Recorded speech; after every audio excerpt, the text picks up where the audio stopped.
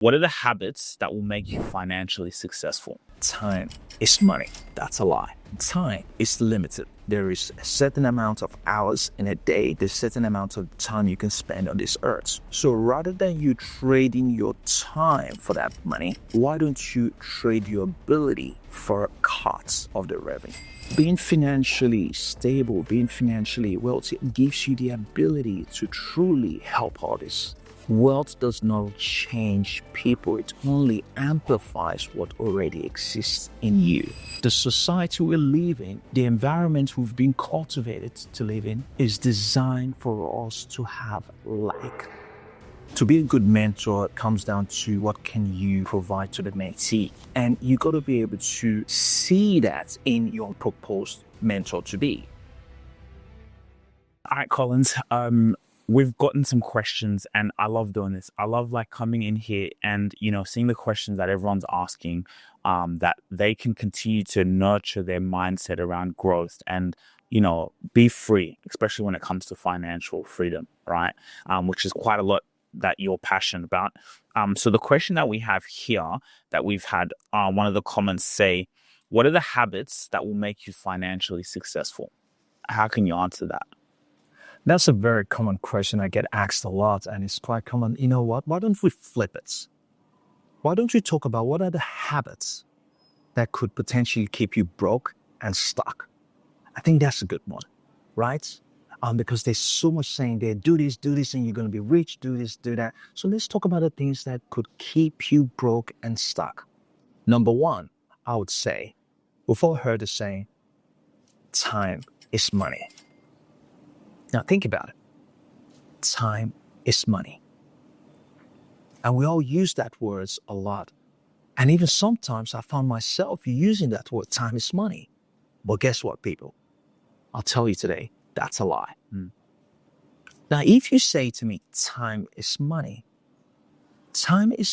if I'm to give you money for your time and say, okay, so Gary, this is $1 million. But the caveat is, you're not going to wake up tomorrow. Would you take that $1 million? No. All right. Now let me flip it again. Let's say I'm to turn around to you, say, okay, you know what? Because you keep saying time is money, time is money. I am to say to you that, okay, I will buy your time, knowing the fact that that's based on what I'm paying for you for your time, you can ultimately get more for that time that you've given to me. Would you classify that as a good deal? No. So rather than you saying time is money, so by understanding that, obviously, if I'm to give you $1 million, you still feel your time is more valuable than the money. So, which means time is greater than money, right? But I would say change that mindset completely to time is infinitely higher and greater than money. So that's one lie. The other lie is I feel the need that I need to go to work because most people work 9 to 5, right? They trade their time for money. And I think this comes down to the old programming, going back to school and, being told, get a job, get a degree, go work for the corporation. And there's nothing absolutely wrong with that. But this is basically you not truly, fully believing in yourself. And sometimes people could lose out on great opportunities because this has actually also happened to me before, right? What makes you think that you might not be better off going rather than saying, okay, I will trade my time, I will clock in for 8 hours and you pay me for that 8 hours? Because understand, time is limited. We can all agree on that. There is a certain amount of hours in a day. There's a certain amount of time you can spend on this earth. So rather than you trading your time for that money, why don't you trade your ability for a cut of the revenue? Trade your ability for a cut of the revenue. Can you explain that? More than happy to do that. So, for example, you could be an IT professional and you've come to me for a job. You said to me, Collins, this is what I'm good at. I'm good in front end development. I'm good in usability, functionality, or, iOS, whatever the case might be, as a software developer. And the job position is paying $100 an hour. You're required to work 8 hours per day. Sometimes there might be overtime, which sometimes you may work 10 hours a day. Now, what's the maximum amount you can earn per day? $1,000 a day if you're getting paid $100 a day. But if you truly do believe in your ability, in what you do, and you understand that, yes, I can dramatically improve the quality of the business, I could bring in so much more value. What stops you from saying to me, listen, hey, I don't want to be paid per hour. I want to be paid per results. If I can help you get X, Y, Z, I would like to get 10%, 20%, 30% of that revenue. Right? Now, for you to be able to do this, you have to have a strong belief in your ability to be able to deliver. Now, why do I say this? It's because you're not limiting yourself to a time. Time is limited. Result is not limited. You're not limited to the amount you can earn if you time your performance based on results. But if you're selling your time, you're always going to be limited to what you can earn. Does that make sense?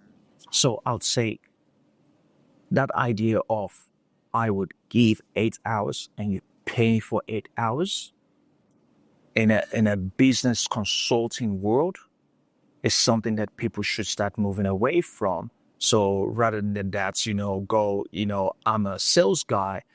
Real estate is a perfect one. For example, real estate is a perfect one. So rather than you going to get a salary in real estate, you can be a commission-only sales agent. I'll sell this property. I want to get back 20%, 10%, 30% of that service. So now it's a matter of how much would I like to earn this month? How much would I like to earn this year? So, well, you equate that. How many properties do I need to sell? And if you're able to sell that much, that amount of property in less than 5-6 months, guess what? You now have the choice to go, okay, do I want to keep working for the rest of the year? Or do I want to keep going? Or do I want to pull back and take some time off with my family? Because now you're not limited based on time where you have to clock in, clock out. But now you're just basically being measured, being rewarded based on your ability to be able to deliver. So that's another lie. The next lie and next thing that potentially could keep people broke is basically believing in the idea of a penny saved, a penny earned is a penny saved. Or you've heard us saying, penny saved is a penny earned. First, I don't even know why we even say penny. It's a penny for heaven's sake. Penny, why are we talking about a penny? Well, think about it this way. We're living in times where the governments are printing money like there is no tomorrow. A penny today in a bank would probably be less than a penny tomorrow. So, for example, if you had $100 in a bank, in less than a year, that $100 would be less than $100. It might be only worth $98. So for every dollar you have in your bank, at least you're losing out on 2 cents every year. Diminishing, it's depreciating every year. So rather than saying a penny saved is a penny earned, why don't you convert it to a penny invested could become $100. $1,000 invested could become $100,000.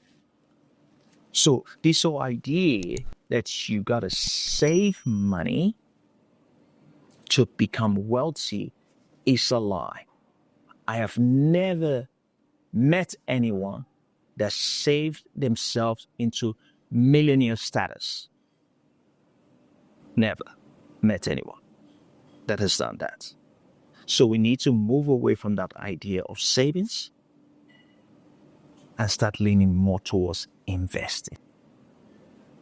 Is there a risk in that? Of course there is. But saving your money, that's even got a greater risk too as well. So that's another one. The next one is, I need a degree to be successful. I need a degree to be successful. That's a lie. Now let's understand that we're living in an all new age. We're living in a digital informational age right now. During the time of my fathers, the industrial age, getting a degree made sense. You would have corporations back then would pay for you to go get a degree so you get promoted to management role. During the industrial age, getting a degree had some sort of value back then. That's why your parents would tell you, go get a degree, because they don't want you to end up working in a factory. Because most people back during their times, without a degree, ended up working in a factory. And not, I'm saying there's something wrong with working in a factory, but most parents want a better life for their kids. But unfortunately, the ideas our parents had, my parents had, doesn't really correlate in this current day and age we're in. If employers now in this current economic situation we're in are not paying for you to go get a degree, clearly there isn't that much relevance for it. We're seeing a lot of CEOs, managers, top executive roles where they're not even requiring degrees. They're really just looking at what can you bring to the organization? How can you take us from here to here? How can you improve our profitability? And you could do all this without a degree. So that idea that I need a degree is a failing system, and it's an idea that we all need to disperse very, very quickly and start focusing on results and believing in our abilities. So even when you hire, what do you look at? Like, do you look at those degrees and stuff like that, or where they went to university? I don't really look at if they went to universities. I think what's really more important to me, do they have the right attitude, the right mindset to be able to succeed in this position? Now, don't get me wrong. There's some certain position that needs some sort of qualification for you to be able to do that job, right? We're not talking about those particular type of roles. There's so many IT roles. You don't need to go study uni to get a bachelor degree in IT. There's so many courses you can do online on YouTube to get a good understanding about that particular role, right? So the whole idea of that you need a degree to succeed. So the whole idea is just about, do I need a degree to succeed? No, you don't need a degree to succeed. There's so many individuals out there kicking goals, breaking down barriers without a single degree, all right? Now, the other great thing I've really been impacted by Collins speak. I've never been so blessed, had so much knowledge in this split time. Someone sitting me down to give me that bunch of experience and knowledge that are practical on how I can make the next big step in my life. I've never been touched by a speaker. Now I've really known the real reason of having a mentor, and I would love to have Collins as one. Really impactful coming here today to spend my time listening to Collins. Thank you, Collins, and I thank the God for bringing you to ROCCG Jubilee Center today. God bless. The other big thing I hear is rich people are greedy. I don't know if you've ever heard that saying. Yeah, I've heard that before. Rich people are greedy. Or people like to use People like to, oh, money is the root of all evil. They like to use these, like it's like such a negative connotation. Like if someone's done something to get that amount of money, they must be greedy, or there's something evil about them, or they've sold their soul. There's always like a negative connotation towards the people who are wealthy, entrepreneurs who are wealthy, things like that. Now, there could be some truths to it. I've met some rich, greedy people, very greedy, rich people. But at the same time, too, I've also met greedy, poor people. Greed has no preference on either you must be rich for me to connect myself to you. You could be poor and greedy. You could be rich and greedy, right? But the way people got to start looking at this is you want the ability to be able to pour onto others. How cool would it be that, let's say for example, you've got that need to be able to help others. Being rich gives you the ability to go, you know what, I can change the world. I can go to a less privileged country and pour into them. I could go build a well in that village and provide clean water. I can go into that village and provide electricity. I can build schools. I can send my loved ones to private hospital when they're ill. Or my mom is being evicted from her home. I can afford to be able to buy her a place or rent out a new accommodation for her. Being financially stable, being financially wealthy gives you the ability to truly help others if you truly have that in you. Now, understanding this, wealth does not really change people. It only amplifies what already exists in you. So if you're naturally a greedy person and become wealthy, you're just going to be a bigger greedy person. Just want more and more and more. But wealth doesn't really change you. It just only amplifies what's already in you. So understanding that, I would say, it's quite important for us to be able to understand the disparity between that.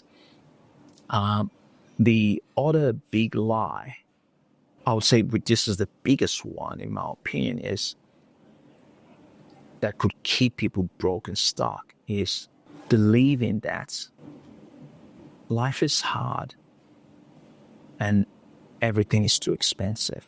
Right? I'll say that again. Believing that life is hard and everything is too expensive. Now understand this. You've heard of the yin and yang. You've heard of, for every action, there's an opposite reaction. There is two sides to a coin. There is two sides to a story. There's never one side to anything. Never one side to anything. I really want you to think about this and let it sink in to all the viewers and everyone listening. Think about this and let it sink in. There is never one side to anything. Now, once you understand that there is never one side to anything, then you also understand that if good exists, evil exists. If lack exists, abundance exists. If poverty exists, riches exist. Now the question here is, it's not that we don't understand this. The question now is, where are you focusing on? You could be focusing on the wrong side of the coin. If you think everything is expensive, well, you're looking at the expensive side. But if you see everything is affordable, everything is abundance, you can achieve it, you can do it, well, you're looking at the other side. But take my words on this. The society we live in, the environment we've been cultivated to live in is designed for us to have lack. It's designed for us to focus on the lack side of things. And unfortunately, most people go through their life believing that rubbish, believing the idea of lack. Now, if you take that idea of lack back to the story of Adam and Eve, understand this. That story, Adam, Eve had dominion over the earth. They had access to everything. Everything. For those of us that know the story, they had access to everything. They had dominion over the animals. They had access to all the fruits, the land, everything. The wonders, the Garden of Eden. But except one thing, all it took was to get them to focus on the other side of that one thing and lose sight of the other side, of the abundance of everything else that they've got. So the question goes, what are we focusing on? If you're consistently feeling like you lack, if you're consistently feeling like you're not enough, if you're consistently feeling like you can't afford this, you can't do this, my suggestion would be look on the other side. Start unlearning whatever you've learned, because whatever you're going through is something you've learned along the way. It's the programming that you've picked up along the way.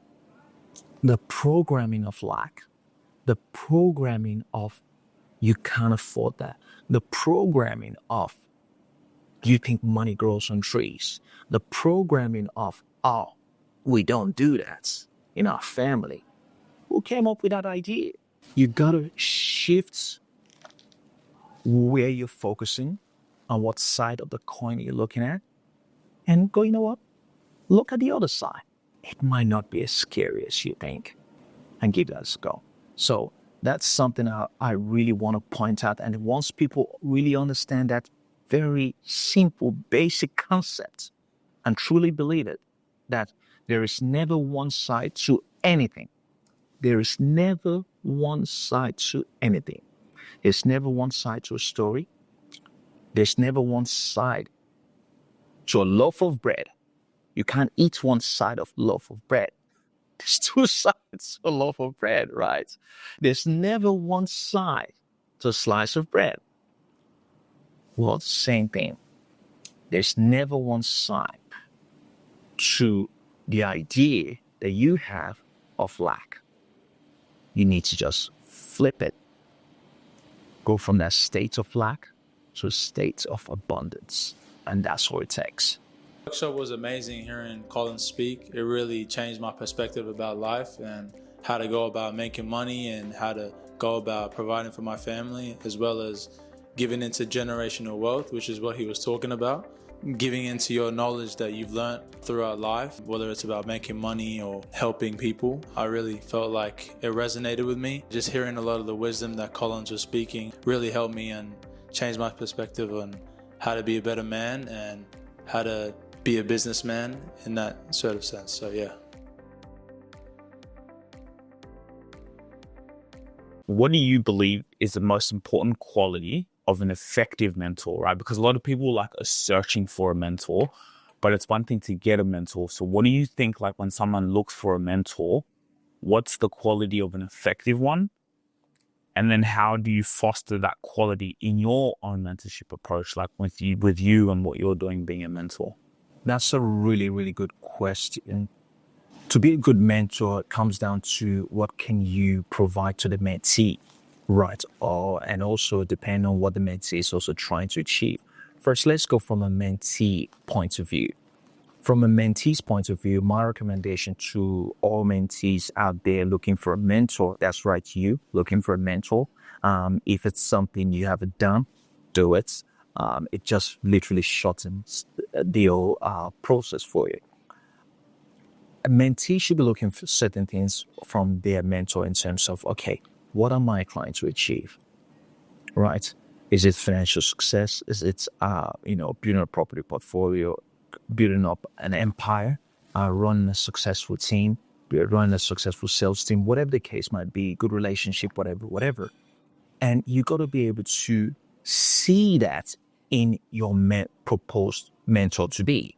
Does this mentor have all this quality that I'm trying to ascertain? Does this mentor embody all these things that I'm trying to do? What I would urge most mentee is try to get a mentor that is currently doing what you're trying to achieve, not a mentor that did it 10 years ago, 5 years ago, because the terrain, the platform economy has changed. So what worked 10 years ago, 5 years ago may not really work now. So you want to find someone that is doing what you're trying to achieve. So that's a person. Now, as a mentor, a good mentor, what I try to do, most time, it's not always in most cases, what I try to do is try to go in 100% in my mentees. So what do I mean by that? So let's say, for example, a mentor of mine running a business.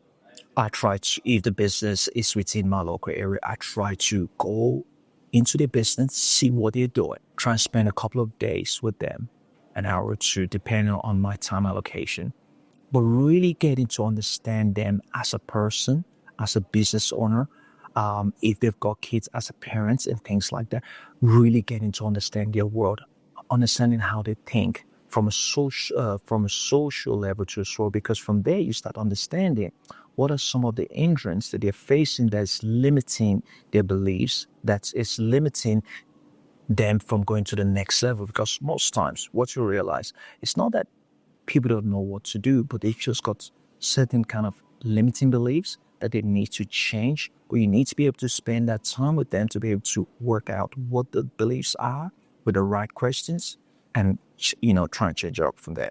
So for me, it's really getting to know them on a personal and from a business standpoint and seeing how I can pour onto them and sharing my own personal experience with them and give them some certain type of task and assignments. And based on the reply and the answer they come from, helps me determine what's the next phase we can go from it. But it's always typically fun. It varies from individual to individual. Some certain people react better from a hands-on approach. Some people react better from from an assignment approach point of view, and just kind of mentoring them from a distance, not too closely. So it varies from everyone, but depending on what you have a good understanding on the mentee's preference, then you kind of tailor it accordingly for them as well. And what does that schedule look like for someone to work? Like, how often do they have access to you? Do you guys have a call every week, every fortnight? What does that look like on a monthly basis? So based on, we do have multiple different type of program. The basic program gives them access to me an hour every month. So an hour every month could be split over 30 minutes a fortnight, or an hour once a month. And after that conversation, the hour could be spent in person. In most cases, spent virtually through Zoom or Teams. And from that, you set up the next task for the next month. We have other programs where we catch up once a week. Obviously, it depends on how aggressive you want to go with this. And obviously, there's certain the more you invest in it, the more you get out of it. But the minimum amount is an hour a month, and also gives them access to workshop and networking opportunities with other business owners as well. Wow. Really like just to have that. I think a lot of entrepreneurs who are coming up and, even wanting to scale their business, just that accountability, right? To have someone who keeps you accountable, who's doing it and, not just talking the talk, but actually, a lot of people look for mentors, but the mentors are the people who are close to the people who are doing it, or advisors. But no, Like you're actually in the trenches in there. So I think that's been really powerful. Absolutely. Absolutely. Absolutely. So for those of you that are on the fence thinking about, should I get a mentor? Stop thinking about it. Just do it. If you've never had a mentor and you've gotten this far, I'm surprised how you did, but this is the time to take the next level. And to get to the next level, you got to do things you've never done before. And if you've never had a mentor, having a mentor is one of those things that you have to do now. And I can guarantee you, you will see the difference from night and day on having someone by your side that can hold you accountable, and both of you can work together and you can grow to the next level that you need to be in. So I can't wait to see you at my next mentoring program.